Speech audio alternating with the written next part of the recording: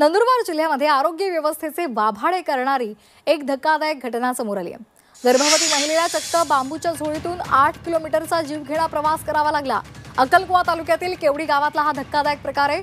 केवडी गावापासून पांढरमाती गावापर्यंत जायला जोड रस्ता नाहीये आणि त्यामुळे रुग्णांचे हाल होत आहेत। गर्भवतीला सुद्धा असाच जीवघेणा प्रवास करण्याची वेळ आली आहे।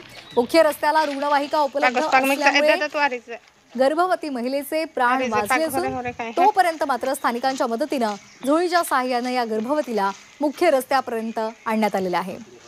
वाटेत काही झालं असतं तर जबाबदार नेमकं कोण असा संतप्त सवाल गावकरी विचारतायत। जोड रस्त्याची मागणी सुद्धा गावकऱ्यांनी लावून धरलेली आहे।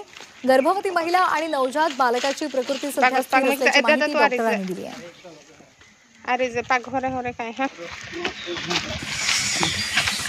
रस्ता नसल्यामुळे पांढरमाती मेन रस्त्यापर्यंत बांबूला जोडी बांधून घेऊन जात असताना हा दृश्य आपण बघू शकतो।